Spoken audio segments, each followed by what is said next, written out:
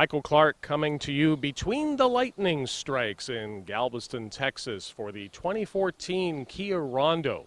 We're here for the first media drive for this very unique vehicle, and a vehicle that has changed considerably from the last generation. Now, we've been drawing a lot of attention on Texas roadways this week because this vehicle is not available in the U.S. What we're here for is the Canadian Media Drive, and what better place than the Gulf of Mexico? But let's not worry about location.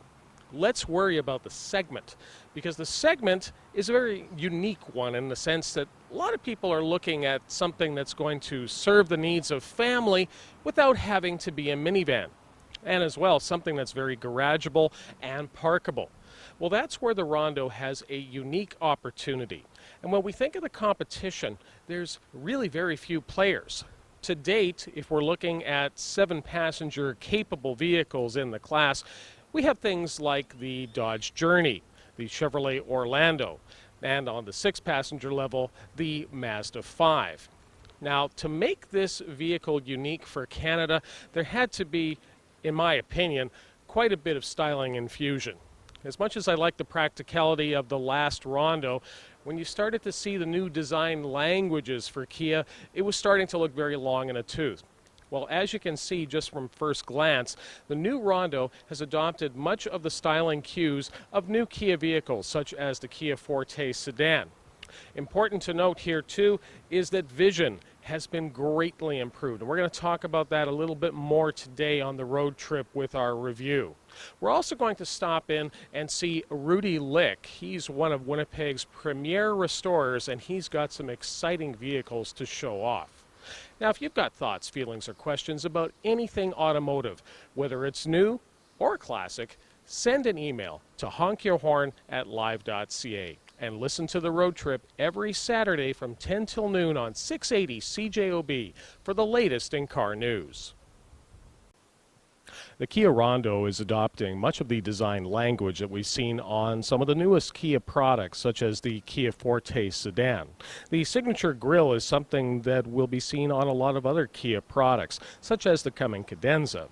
And what I liked was the nod to the Sorento for 2014 with the much larger fog lamps down low. The other thing on this EX that I wanted to point out is the front parking sensors. And when you go to the EX luxury level, well, you get a lot. In fact, even at the EX level, you do get the rear backup camera. Now, here's a family-friendly feature, and that is the roll-up mesh style of sun deflectors on the rear doors. Now, that's on the EX editions up, and as you can see, it does a really good job of keeping the sun's rays out. And there's no power actuation. Of course, it's all manual, and you simply just have to flip that forward, roll it down, and it's basically child's play.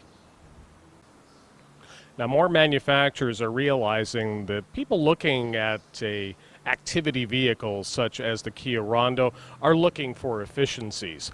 Now, instead of having V6 options, all Rondos for 2014 are equipped with the 2-liter inline-4 with gasoline direct injection. Now, it's got 164 horsepower and 156 foot-pounds of torque. It's mated to either a 6-speed manual at the base LX trim or a 6-speed automatic, and that's available all the way up through LX as well as EX. Now, the one thing that we did notice about the design is that it has been set very much in the European tradition for powertrain. Now, what we mean by that is that the powertrain is set nice and low. And the reason that they do that is because of very strict European crash standards for pedestrians. As you can see, there's quite a bit of crush space here with the hood. So this is all designed to make things very safe in low-speed pedestrian collisions. Now, the other thing I want to point out with the 2-liter is that accessibility to the major components underneath the hood, it's very well done. In fact, the projector style of headlamps, well, there's no guessing or moving of things to get to the actual access of the bulbs. There's beautiful little circles that turn out of the assemblies to allow access. Now, if you're going to be getting the vehicle at the LX trims, you're going to be getting the projector style of halogen lamps. But when you go to the high end, the EX Luxury, well, then you get the HIDs, the high intensity discharge. Now, the other thing I wanted to point out here is the wipers, because even at the base level, they're heated, as well as the exterior side view mirrors, which do have the availability on the higher end to power fold. A Rondo for me is basically an un-minivan. It's smaller than a minivan. It doesn't have the stigma. It's more nimble, gets better fuel economy, yet has the space and capacity and flexibility that, you could, if you folded down the front seats all the way to the back, you could probably throw a surfboard in there with no problem. You can put in your sports equipment, you can put in your bikes, you can put in your camping gear, you can put in your skis.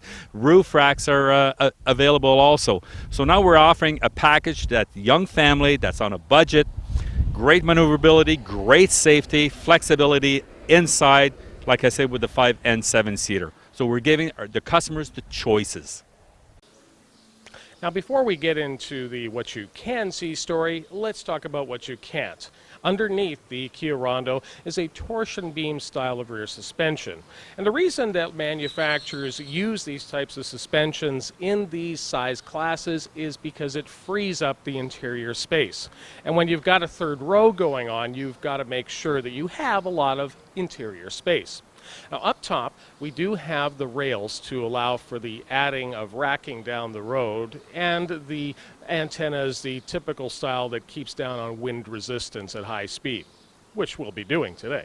But let's talk about the daylight opening. And this is important because many vehicles in the segment do not have very good rearward vision. You're pretty much relying on your sensors and your camera.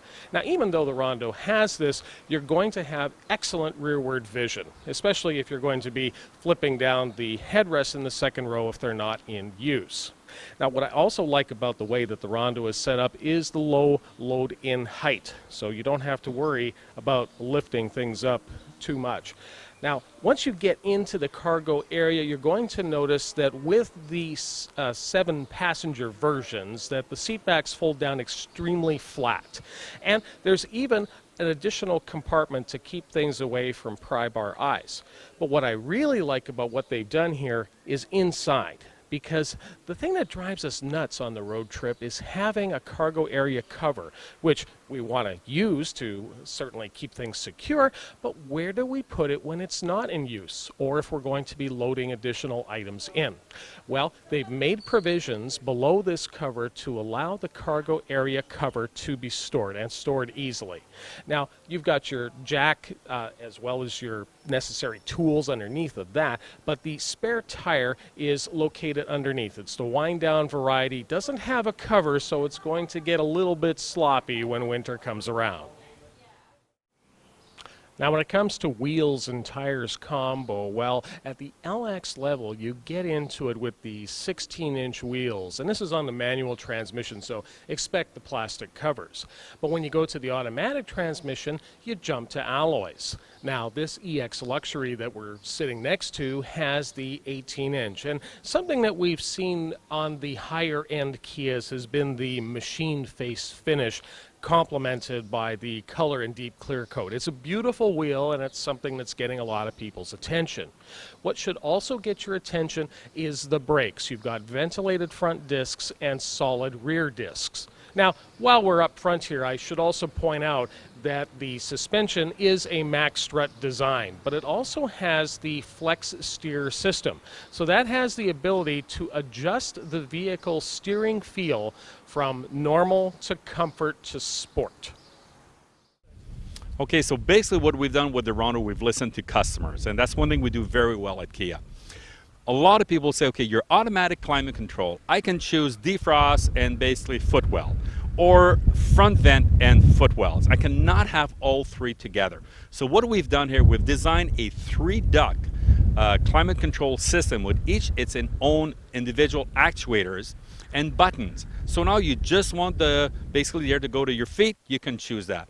Just the defrost, you can choose that. just face vent, you can choose that. But the great thing now, you can choose all three together. Defrost, face vent, and floor at the same time. So you don't need to just cook your feet and keep the windshield clean. You can actually have some heat on you and keep warm. Fantastic. Well, it's the time of the show again where I try to show you other elements of the vehicle before I try to get into the dreaded third row. And, well, let's see. Chrome handles on the EX Luxury. Isn't that stunning?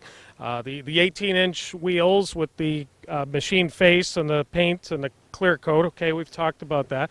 The roof rails, I told you about that. Yeah, you can put the cross beams across. So, okay, so let's start off by seeing exactly how much room. Well, this is a pleasant surprise because when we think about a lot of the other vehicles in the segment that tout third rows, we don't expect the door to be opening as wide as this one. So there's good news here already, and for my decrepit knees.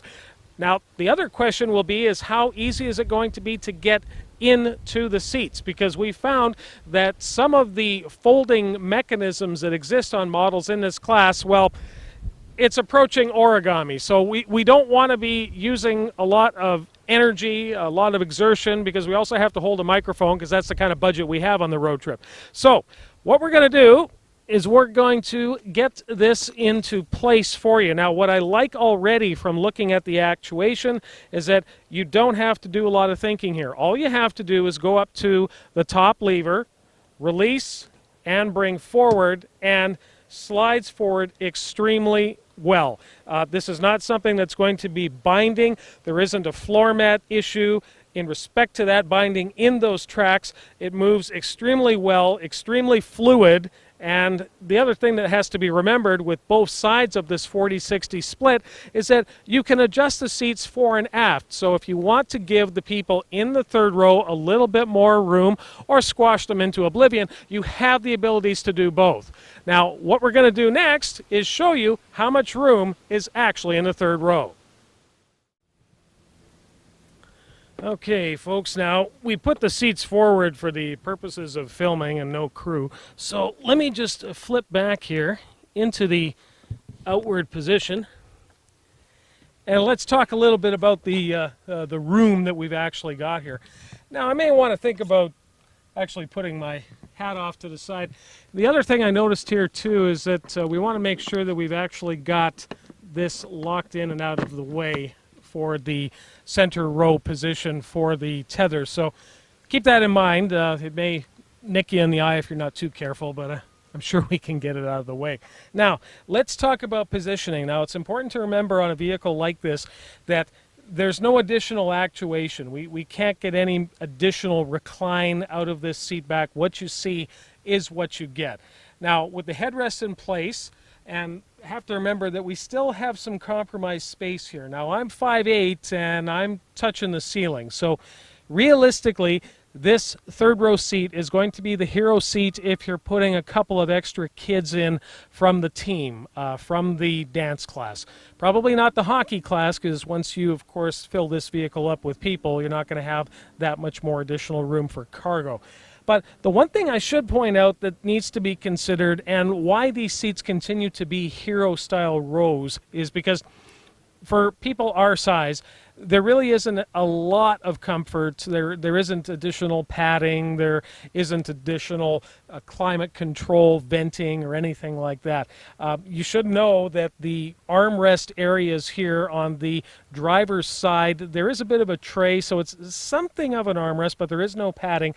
You do have a cup holder on the passenger side, as well as an additional storage well. But if you had to be back here, and when I relate it to other vehicles that have third rows in the segment, I have to admit that the floor height is at a good enough level that I don't have my knees in my mouth. It actually feels like I can sit back here for a prolonged period. Now, what I like about the seat cushions is that they look sculpted. They look like they've actually been made like seats on purpose. So that's something you'll notice when you sit on them, that little bit of extra comfort. It doesn't feel like we've got some pleather type material back here that's on a piece of MDF board. There is some comfort here.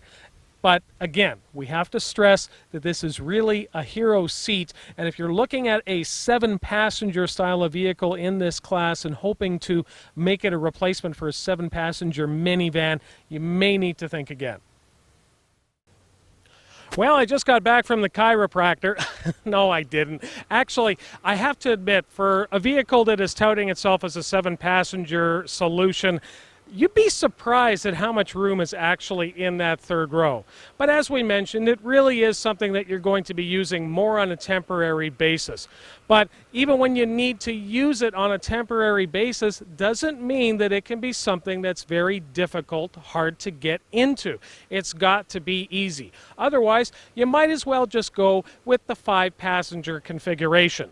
Now, it's important to note that you can get either the LX or the EX with both 5 or 7-passenger setups. So if you don't need to go to a 7-passenger model for Rondo, you get additional storage underneath the space where that seat would have been. Now, if you've got thoughts, feelings, or questions about the Kia Rondo or anything automotive, send us an email at honkyourhorn@live.ca and listen to The Road Trip every Saturday from 10 till noon on 680 CJOB for the latest in car news. And now it's time to go and pay a visit to my good friend Rudy Lick and check out that sick Merc of his. Well, we're down here at Rude Rides Restorations, and as you can see, they tend to start with some stuff that's got a little bit of patina on it. But the one thing that I know about Rudy Lick is that he's also got something waiting for us that is about as iconic when it comes to customs as you can think of. And I'm talking about a chop-top shoebox Merc. Let's go inside and take a look. Well, there's definitely a little less headroom in this Merc here at Rude Rides Restorations. Rudy, it looks as though you're up to your old tricks. Yes, I am. Just like normal. But the thing that's also not normal is taking a stock-bodied vehicle from this era and making sure that the fabrication that occurs for the pillars and also to make it look like it actually happened on purpose, that takes a lot of skill. Yes, it does. Trying to get all the structure back, get the strength back in it, has to all be done. All fish plating has to be redone. The weld's got to be all good. And where you want to chop it.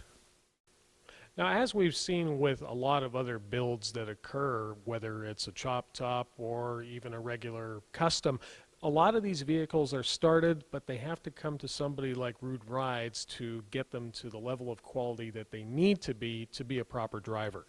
Yes, this car came from out of Edmonton. It originally was chopped out there, and it had to come here, and we had to straighten it all back out, realign everything, check on the welds and that, and need some more plating here and there we had to do. Different door latches and that we had to put in it, straighten out, basically straighten it all back out, get it all square. Now, the thing that I know about chops is that you're going to be taking a certain amount out of the windshield, but sometimes you're going to be laying down that roof a little bit differently. So it's not just a case of 3 inches all the way around. It can have very different measurements. Yes, especially if you like on this one, you lay down the back roof, on the back window, you lay it down. It actually shortens the back part on the sides underneath the glass, but also on the top, the roof lengthens. So you got to add, this one's been added almost 2-3 inches in the top to bring it down 3 inches. The windshield height in Manitoba has to be minimum 10 inches, and I understand that you had to do a little bit of fabbing to make sure that this vehicle is legal. Yes, when this one came to me, it was only about 9 inches on glass. So what we did, we changed the rubber and the style of the front window, and we got almost 11 inches of glass, so we're legal. Now, the other thing that needs to be noted is that this is running a fairly new school chassis off of an Impala box Caprice. And that makes it certainly easy for looking after and adding aftermarket things if you want to improve suspension. Yes, you do. You got all the 4-link in the rear, stock with coilovers.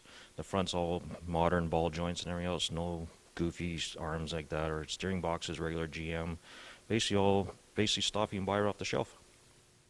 And like most hot rods of the period, the idea of putting a Chevy into a Ford/Merc is pretty much in play. Yes, this one has a Chevy in the Merc.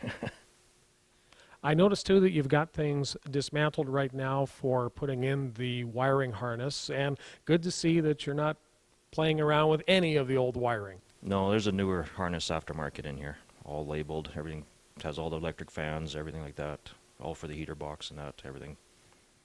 There's quite a bit of customization that's going on here, and one of the first things that caught my eye is the Frenching for the headlamps as well as the Cadillac rear taillights. Yes, they were done originally out in Edmonton. We just had to clean them up. Now the grille work looks to me like it's been borrowed from the first generation of Corvette. Yes, it is. And we had to redo the bottom bar. The bumper's off an older Chevy upside down, and so is the rear, and it's been cut a little bit in the rear. And standard headlights in the front, they're still original headlights, just been Frenched in. Now, because it's using fairly modern suspension, there hasn't been any discussion as to it going to an air ride type of system. No, not yet. So it definitely has the things that you need to make it a regular, reliable driver. But the one thing that I've noticed about driving around in a lot of chop-top cars is watch your head. Yes, this one's really hard to get into. Well, the clip may be off the front, but I'm pretty sure we're dealing with Firebird on this particular project. Yes, 68. Now, the 68, as I recall, the Pontiac blocks and the look and such, but this definitely looks as though it's had a little bit of warming over. Yeah, a little bit. It's supposed to be a 350, but it's a little more than that. Well, the one thing that I really do like is a bit of a satin finish, too, to the treatments on the intake manifold as well as the valve covers, and also plenty of billet, which you're kind of known for. Yes, and the block's the original color, the metallic blue, light. And they just kind of contrast a bit. We just went with more of a satin look to all the aluminum stuff that's on it. I see already the upgraded compact booster that's becoming a little more predominant on vehicles of the era, as well as the Corvette style of Master. Yes, disc brakes on the front, drums on the rear, but the smaller boost on the Pontiacs, they're so close to the valve covers, you can't get the valve cover off. Very hard to. So with the smaller booster, really easy now. Now, a lot of these vehicles, especially with the high-performance engines that they were equipped with when they were original, there tends to be an issue that can occur with the stresses that were put on the front and rear subframes. How's this one underneath? This one's good, but we put frame connectors in this one. These ones, we don't have to cut the floor or anything on these ones. They bolt right in. Now, is that sometimes a thing that you can actually weld in and maybe even add in a little bit more rigidity? Some are welded. These ones are more bolted in. You can weld this one if you wanted to, but the way they're bolted in this one, they're going to work great. I did notice that this is a vinyl top car, and the owner is taking it back to that treatment, but how would you advise somebody who's putting the vinyl top back on to take care of it to make sure that it's not going to become the corrosive mess that it was in the original days? Yes, make sure you strip it down really good underneath there, get all the old glue off, and use like an epoxy sealer or something like that, or a chassis sealer to seal that metal, and then you can glue your vinyl onto it. I also noticed, too, that the companies that make a lot of the parts for Firebirds, such as Year One, they've come out with some really trick-looking Pontiac Motor Division wheels for it. Yes, they got some real nice ones out there, all billet. They look original, but 17s, a little bit bigger. We went with actually a 15, but actually a stock rim. The nice thing about the 17s is that means you can get into a lot more tire options. Yes, but this Firebird is limited to space, unless you start mini tubbing and cutting some fenders. Which you definitely know how to do. Yes. Now, Rudy, in the time that I've known you, the one thing that I have to admit I'm really impressed with is how you take something that still has the old school look, but give it the suspension and the handling that it really needs to compete with some of the most modern vehicles.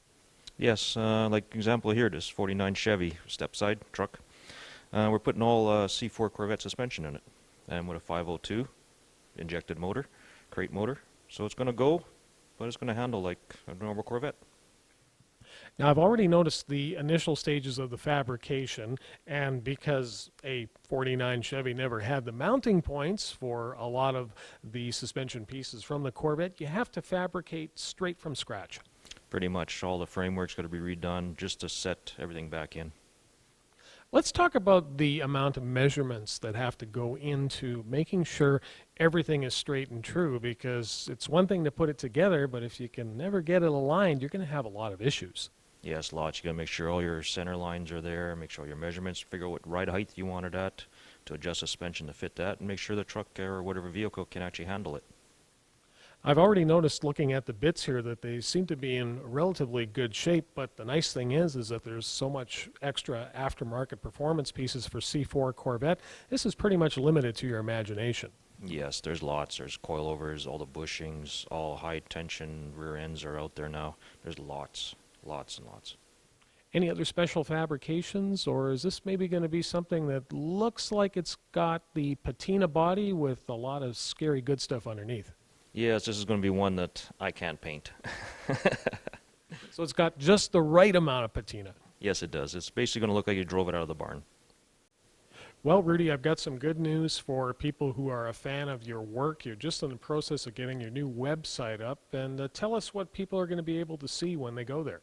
Maybe see projects I've done, projects that are in production right now that's going to do, and maybe some future ones that are coming up. And the thing that I like, too, is to show people the progress and really make them understand what has to be done to the vehicle to bring it up to snuff. So let's tell people that website. Yeah, ruderides.ca. Perfect. You might even see the shop dog Jacko there, too. Yep, gotta have him.